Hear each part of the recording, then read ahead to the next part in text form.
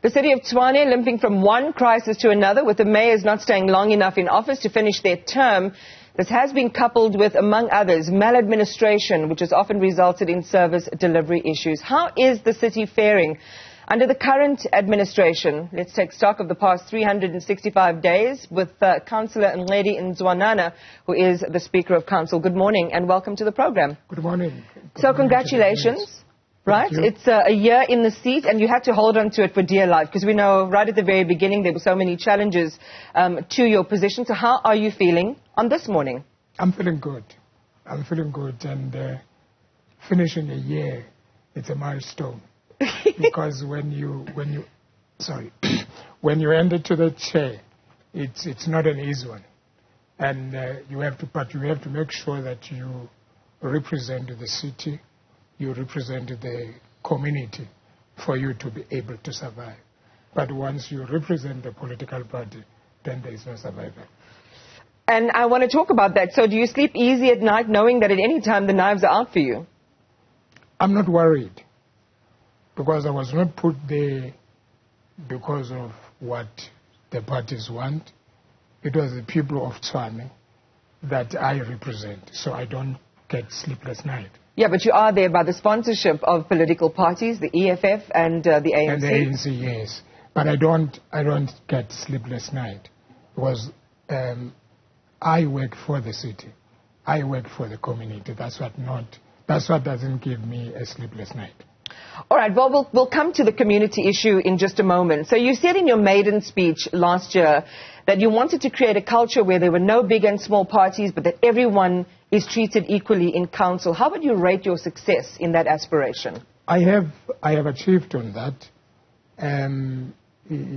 My style in the leadership that I'm giving in the city, it's when there are challenges, I call all political parties around the table, so that it mustn't be a challenge of a certain political party, so we can be able to deal with the issues that are arising in the city. So let's get to the role, because I think that in these days of political contestation, it's very hard for people to understand exactly what is the job. What is the job of the Speaker? My understanding is you've got to ensure that the work of council is getting done. You've got to ensure that the bylaws are getting passed, that there's order, that there's coherence in the council. Yet we have seen, Mr. Speaker, under even your watch, the council descend into violence and into actual fighting. In August last year, there was another scuffle in a context where the city and service delivery are in crisis. Why? It is unfortunately to have violence in the council. Firstly, the work of the Speaker is to do an oversight on the executive, to make sure that we hold the executive accountable with the work that they are doing. And also, as we have mentioned, that I've got the responsibility of making sure that there is discipline in the council and with the councillors themselves. But it does happen sometimes that if there are issues, like reports that we are discussing in council, if then someone is not happy with it, then he or she will be raising his concern on that. Then it will depend on the attitude of a person. How does he raise those concerns? Yeah, but, from the outside looking in, and we're talking already about what's happening in Ekurhuleni, also chaos there regarding this vote of no confidence against the mayor, and we've seen it again in your own council. As the public watching, we're like, and I will raise some of the issues that are facing the city of Tshwane, major issues which affect the lives and the livelihoods of the people there. In fact, it becomes a life and death situation when you think of the recent cholera outbreak in Hammanskraal. We don't want to see this. The public doesn't want to see this level of what they would say is pettiness and unbecoming conduct. So how do you account for that? And what are you thinking in those moments where it's like a runaway train and you have no control? You know, what we must know is that if the council doesn't put the residents of Tshwane first in terms of service delivery, then you will experience such violence or such attitude from the councillors. Because the councillors, where they are in their ward, they are frustrated. based on the service delivery that is not coming to them for a very long time. And if you go to places like Soshanguve, you go to places like Olivenwood, where the rubbish hasn't been picked up, the waste is everywhere on the street, then the councillors, they will be frustrated because the community will be asking for answers, and those answers are not coming up. Yeah, what I'm sensing is a separation of yourself from those councillors, in a sense that part of the role of Speaker as well is to strengthen the way that councillors are able to deliver on that mandate to represent their people. And of course, it's legitimate if they're representing a portion of the community which for years have not received services. There has to be a decorum and a way in which resolutions can be made, because ultimately the process and the work of either passing bylaws or writing those policies has to still go on. So it leads me to ask, what happens after the violence? What happens after the fisticuffs in council in terms of your responsibility as Speaker to either individually consult with those councillors and to say there is a better way to do this? Talk to us about what you do after things like this happen. After things like this happened, first of all, I meet with the leaders of the political parties that we have in council to address the issues that they are raising. And also in Tshwane, we've got this thing called Triangle, where the mayor and the chief whip and the speaker meet. We discuss such issues. We've tried to find the solutions to deal with those things.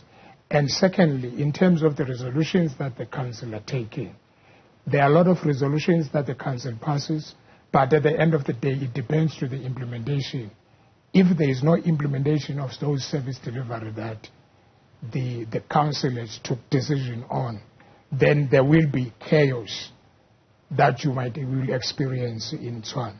Yeah. But mostly, what I can say I'm proud of is to be able to bring the political parties together to get to understand, and especially to the councillors who are affected or to the party that is affected, to get to understand what are the actual reasons for whatever that has happened in council. Would you say it's worked? Your approach has worked? It has worked.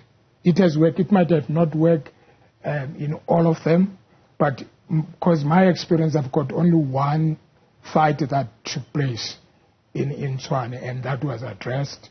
And yesterday in council, there was a protest, not a fighting. There was a protest.